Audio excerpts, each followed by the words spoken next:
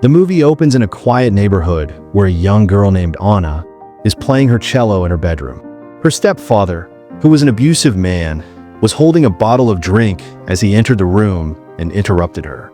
He snatches the cello from her and attempts to force himself on her. But this time, Anna resists his advances and pushes him away with both legs. He stumbles and ends up hitting a flower vase with his neck and starts bleeding heavily.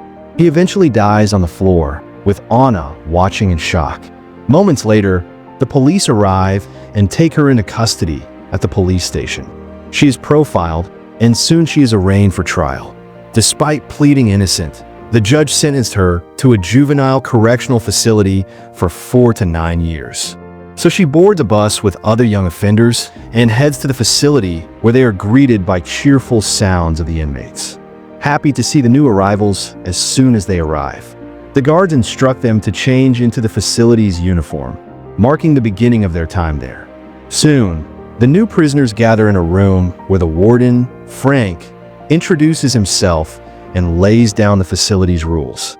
Anna is taken to her cell where she meets Jeannie, her quiet and reserved cellmate who has been in the facility for about 5 years. That night, after lights out, and quickly falls asleep. However, Jeannie stays awake, watching her in silence. Jeannie appears to be pleasuring herself, but when Anna wakes and notices the noises, Jeannie hurriedly pretends to be asleep and Anna continues her rest. The next day, the inmates head outside for recreation.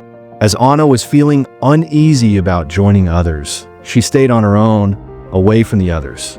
However, one of the inmates named Cody approaches her and tries to befriend her.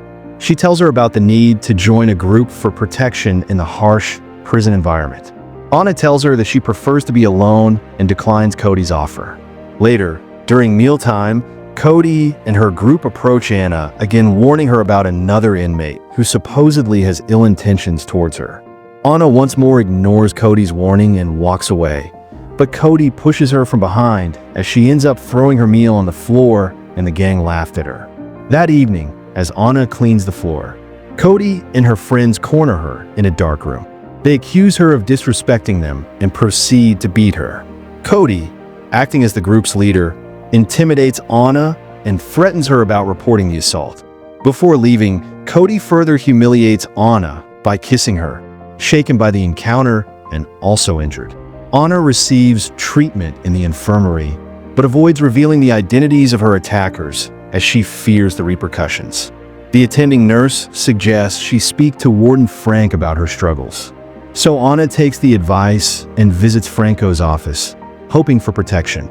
However, Frank exploits the situation, using his authority to make advances on her. Uncomfortable and distressed by how the events are playing out, Anna rejects his advances and returns to her cell in tears. Jeannie notices her state and asks if Frank had touched her. This made the frustrated Anna call everyone in the prison a pervert. However, Jeannie tries to console her and she explains the situation in the facility. In the end, she compliments her beauty and ultimately they made out. Although Anna was initially hesitant the next day during their time outdoors, a black inmate who had been watching Anna throws a ball at her head in an attempt to intimidate her. Although the girl walks away, Anna feels a surge of anger, so she rushes to meet Cody and her gang, demanding to join their group. A member of the group intercepted her and a fight broke out. However, the altercation is broken up by a guard, but it establishes Anna's determination to stand up for herself. Later on, Cody decides to give Anna a chance, and she explains that if Anna wants respect or protection, she needs to prove herself by joining their gang and do what they demand of her. So Cody invites Anna to a secluded room and offers her a drink. She proposes that for Anna to join their gang, she must fight the black girl who had previously tried to intimidate her. While the group records it reluctantly, Anna agrees as she heads over to the girl and hits her. And this leads to another intense fight. The commotion escalates until guards intervene to restore order as punishment. Anna was stripped naked and placed in solitary confinement, a small dark room for 47 hours when her punishment ends. Anna is summoned to Warden Frank's office. Frank expresses his satisfaction at seeing her, reminding her of his power and surveillance over her every move. He warns that if she does not do his biddings, it could lead to longer, harsher punishments. Frank eventually pressures her into compliance, and as Anna becomes overwhelmed by fear, Frank takes advantage of her to pleasure himself. In the end, Anna feels disgusted as she attempts to wash away the shame by taking a bath and throwing up. The next day, Anna joins Cody's gang in a small room where one member tattoos her arm as a mark of initiation. Once the others leave, Cody coerces Anna into having an intimate moment with her. Cody promises to protect Anna as a member of her group. However, one of the gang members almost catches them at the moment. But Cody quickly dismisses the girl, and shortly afterward, a guard arrives to escort Anna back to her cell. The next morning, Anna receives a visit from her mother. However, instead of receiving some encouragement from her mom, she shouts at Anna. Her mother accuses her of intentionally killing her stepfather, and Anna's attempts to explain fall on deaf ears. Frustrated and angry, her mother hits her even after a guard intervenes to calm the situation.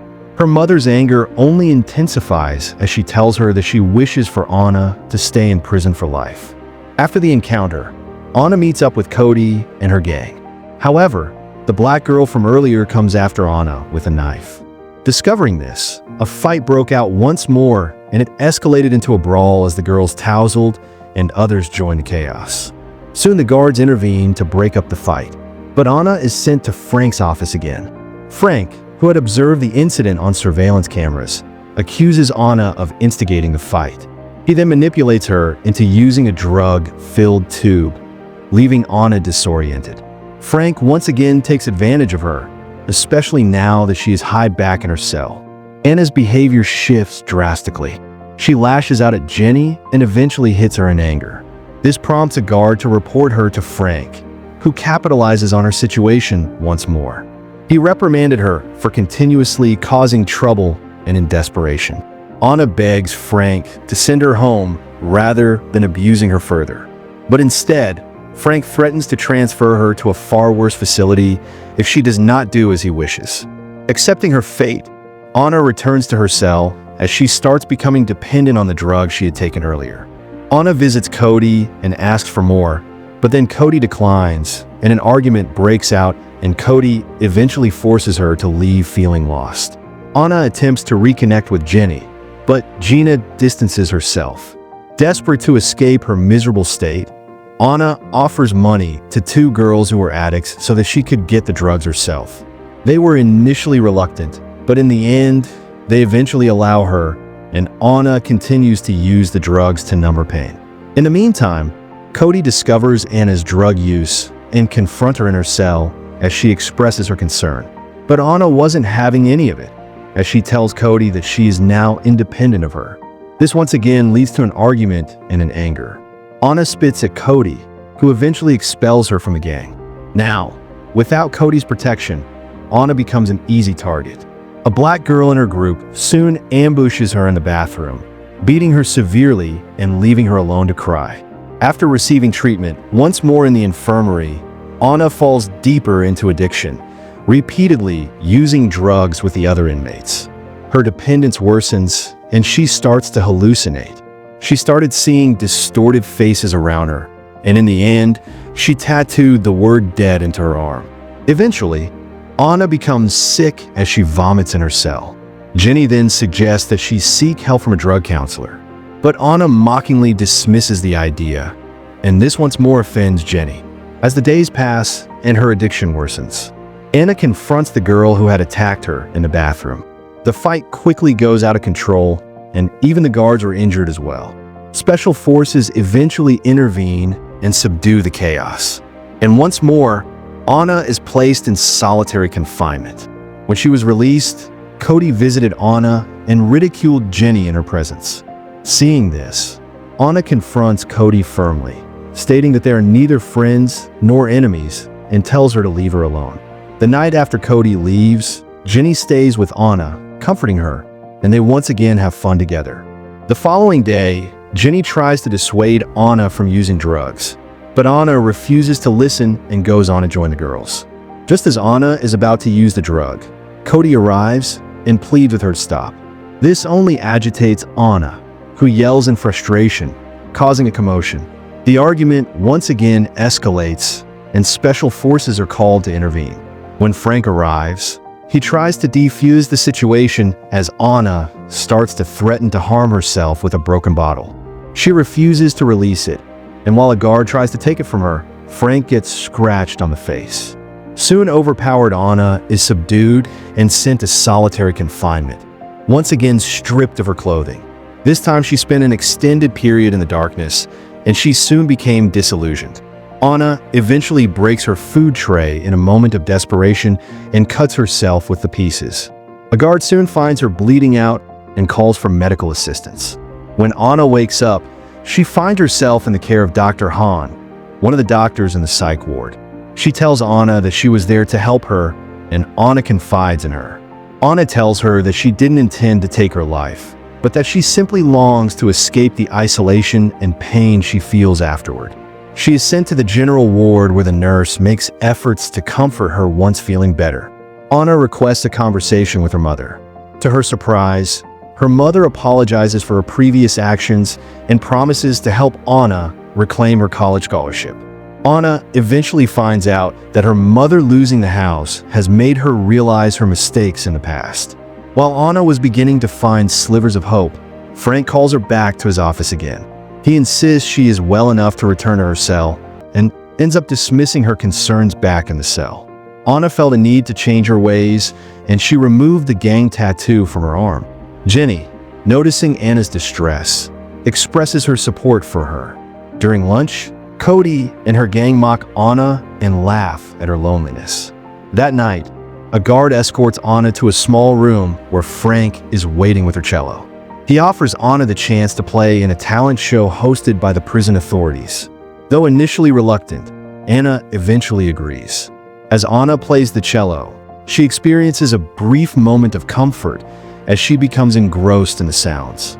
However, the next day things take a sinister turn once again, and Anna receives a note reading "You are dead" before Anna can make sense of it.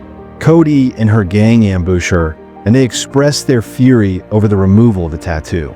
Cody then cuts in his face with a blade and orders the gang to beat her up. Anna is taken to the infirmary for treatment, where Frank pays her a visit while promising to punish Cody. The nurse soon realized that Frank's touches were becoming inappropriate, but she kept her cool. After Frank leaves, the nurse tells Anna that she would help to report Frank's misconduct. However, Frank, spying on their conversation through the surveillance cameras, orders an inmate to take out the nurse. When Anna was told about this, she was devastated and breaks down in tears. She was once again summoned to Frank's office, where he tells her that Cody was responsible for the nurse's death. Frank then warns Anna, and he emphasizes the kind of danger she faces with Cody and also reminds her of the talent show. During the show, Anna plays her cello beautifully and eventually receives applause from the audience. Afterward, Frank informs her that as a show of appreciation, he has scheduled a parole hearing for her next month.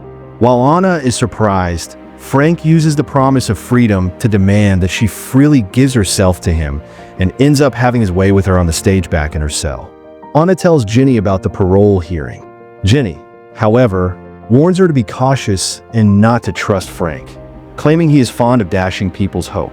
In the end, determined to keep him to his word, Anna approaches Cody for assistance in taking Frank down.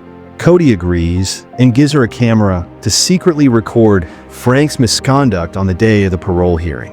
Anna reminds Frank of their deal. Frank demands one last favor from Anna, unaware that she is recording the entire moment. Afterward, Anna is summoned to an office where she meets authorities who question her behavior and readiness for parole. When Anna tells them that she is fully rehabilitated and that she is ready for parole, Frank disagrees. Anna, who has expected this behavior, presents the video evidence exposing Frank's heinous acts with her shocked by the revelation. The authorities take swift action. Frank is arrested, and after being taken away, Anna is eventually granted her parole. The officials apologize for her ordeal and ensure her release before leaving. Anna says goodbye to Jeannie, exchanging a final heartfelt farewell as she exits the building. She passes Cody and also thanked her for the help. She is then escorted by the guard. Outside there, Anna reunites with her mother, who greets her with open arms. In the closing scene, Anna is shown performing on her cello. Despite everything she endured behind those walls, she emerged stronger, her spirit unbroken. As her music echoes through the hall, it isn't just a performance, it's a declaration of survival. A reminder that even in the darkest prisons, hope can still find a way to play its song. And that's where the movie ends. We hope you enjoyed this recap. Don't forget to like, subscribe, and join us again for more incredible stories brought to life. See you in the next one.